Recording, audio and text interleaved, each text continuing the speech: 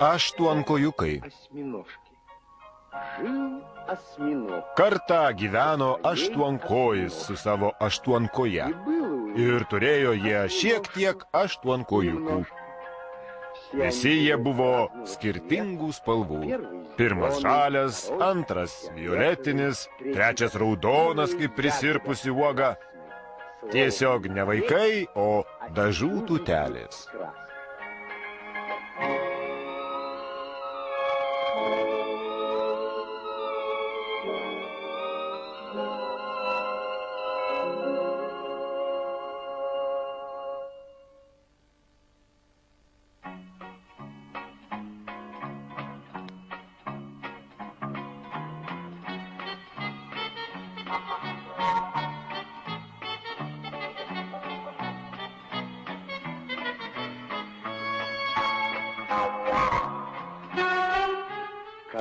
Tėvo aštuonkojo kišenėse labai daug daiktų. Yra virdulys, daktaro pažyma, yra sūnus, tik rakto nėra.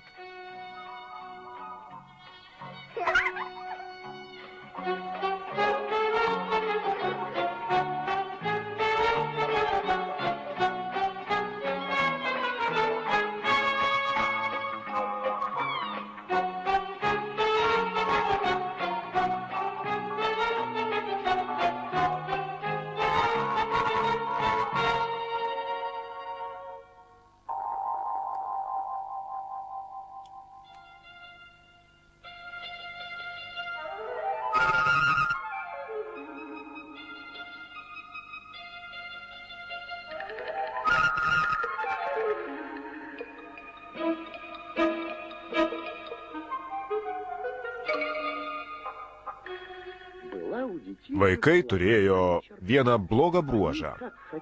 Spalvas kaitaliojo kaip panorėdami. Kiekvienas galėjo tapti bet kokios spalvos, nuo tamsiai raudonos iki žydros.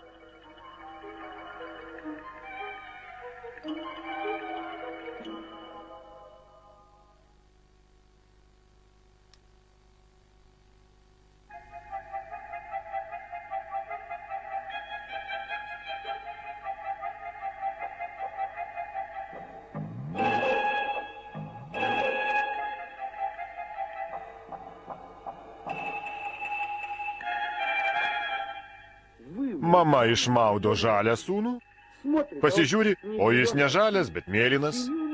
Mėlyno mama dar nemaudė ir viskas prasideda vėl iš naujo. Nemaudytis jis visai nenori. Jis tiesiog kvaršina mamai galvą.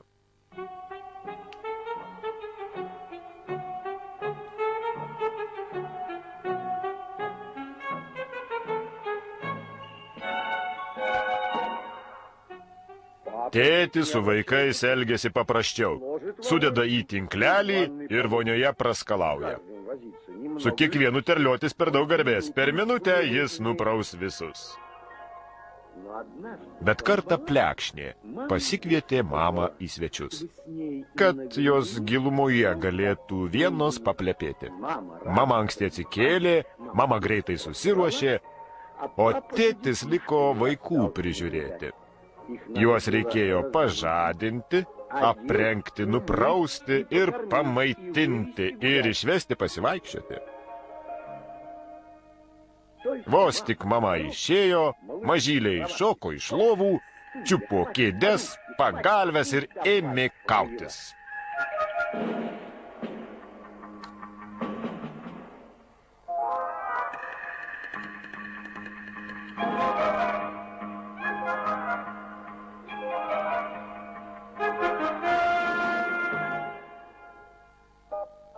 Pažadinti, aprengti, nuprausti, pamaitinti, išvesti pasivaikščioti.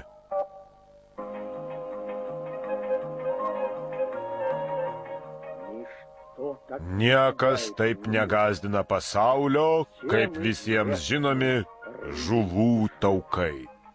Niekas nenori jų gerti, nei vaikai, nei suaugusieji.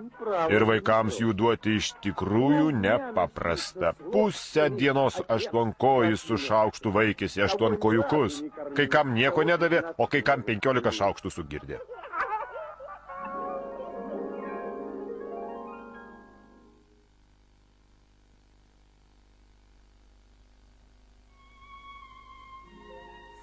Saulė šildo geriau už krosnį. Tėtė snaudžia priebutyje, o vaikai aštuonkojukai kažką braižo ant takelio. Pagaliukas, pagaliukas, agurkiukas, tai išėjo žmogeliukas. O dabar pridėkime kojičių ir išėjo aštuonkojukas.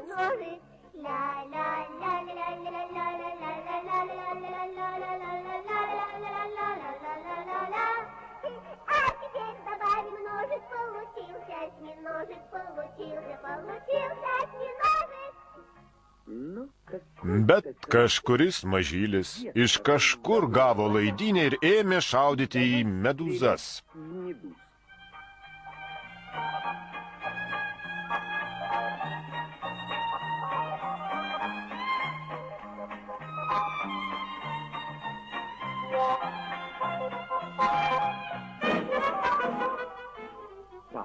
Tėtis pagavo šaulį ir šiek tiek įkrėtė, o tai buvo visai ne tėčio sūnus, bet kažkoks svetimas aštuonkojis.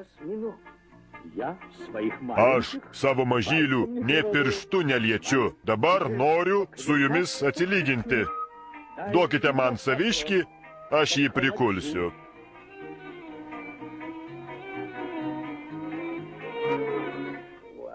Gerai, mimkite, kurį norite, tik labai nelupkite. Ir svetimas tėtis suriko.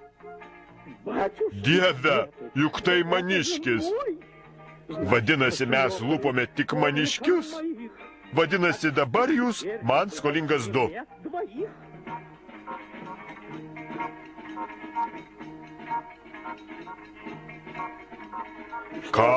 Ką mes padarėme? Ką mes padarėme? Vadinasi, mažylius matysime kaip savo ausis. Ką mes padarėme? Ką mes padarėme? Ką mes padarėme? Ką mes padarėme? Vadinasi, mažylių nematysime. Štai kas, kaimynė. Kitos išeities nėra.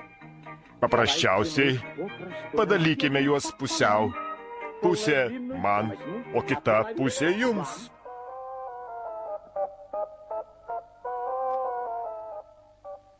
Valio, valio, valio. Jei tik nebūtų vienos smulkmenos. 19 regis per pusę nesidalyja.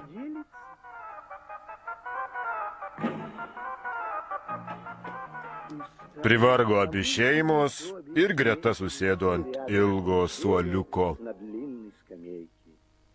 Laukia, kadagi mūsų mamos sugrįš. Mamos išsiaiškins, kas kieno vaikai.